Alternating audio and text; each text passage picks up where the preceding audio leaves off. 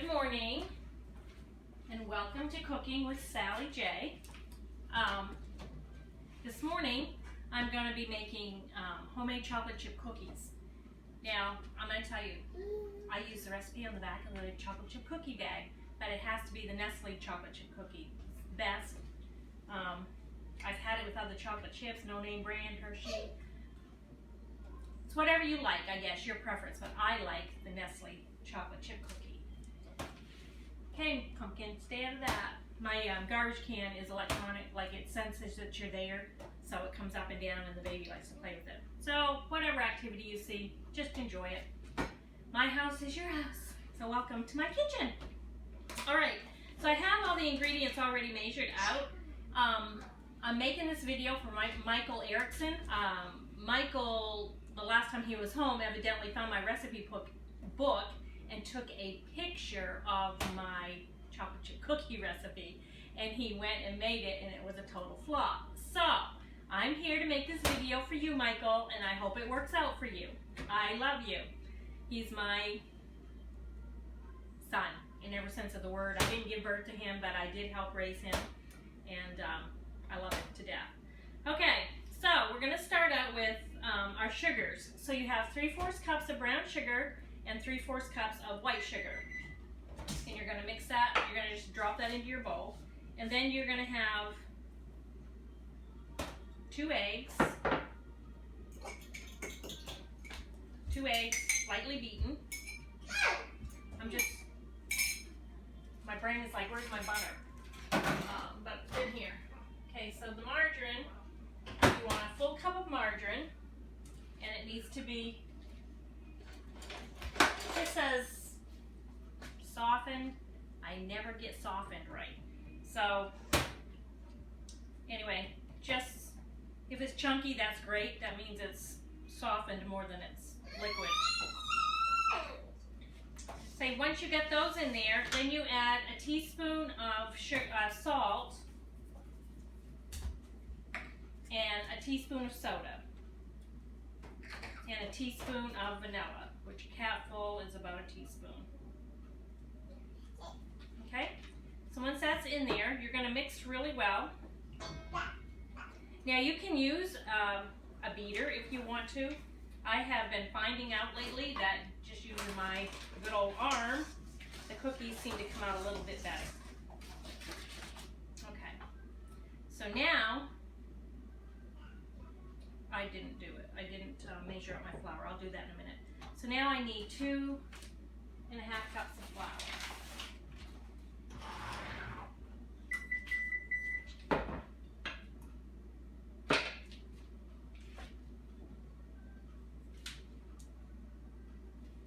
So this measuring cup is 2.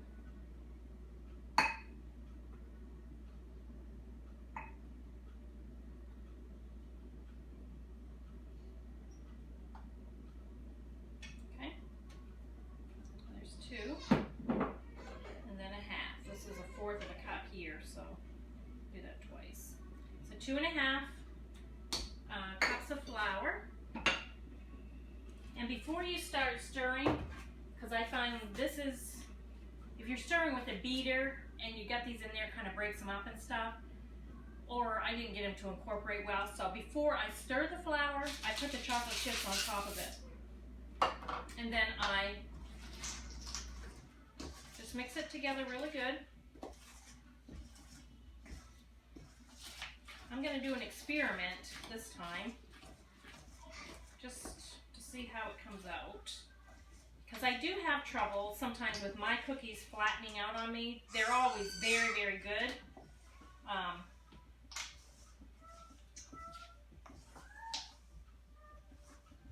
They just, sometimes they're too flat. Now, this recipe, you can also turn into, like they call them blondie bars, but you can put them in a 9x13 pan. Just spread them out in a 9x13 pan and cook them that way, and they make a nice square too. I'm not sure if I've done a video on that. I can't remember.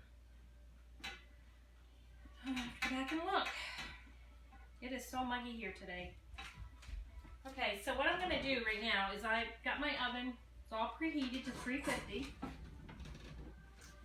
And I am going to put these on the parchment paper. 12. Okay?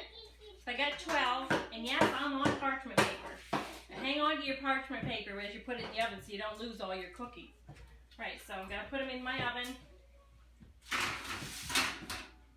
And I'm going to time them for about 8 minutes, and then we'll pull them out. Okay, so now we're going to take these ones out. It's been about 10 minutes, 8 to 10 minutes. Parchment paper makes a difference in the cooking too. And these puffed up.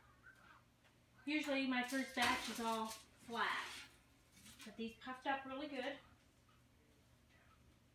Hopefully you can see what I'm seeing. And I'm just going to show you the back. Okay, so they are not like, if you touch them, they're not going to come back at you. I do that on purpose. I undercook my chocolate chip cookies because I like them to be a little bit gooey, if that makes sense. Because once they sit here for a minute, they're not gooey. They're not. I just like them undercooked a little bit. But the bottoms are cooked nice. So, here's the bottom. Hopefully, you're seeing that. And then there's the top. So, judging on your oven, 8 to 10 minutes. Now that's without chilling them. I've never chilled them before, and I am chilling the rest of them just to see if it makes a difference in the outcome of the cookie.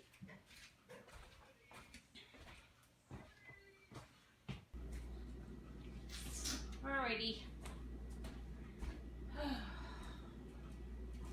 20 after 6, and we're back to cooking with me, Sally J.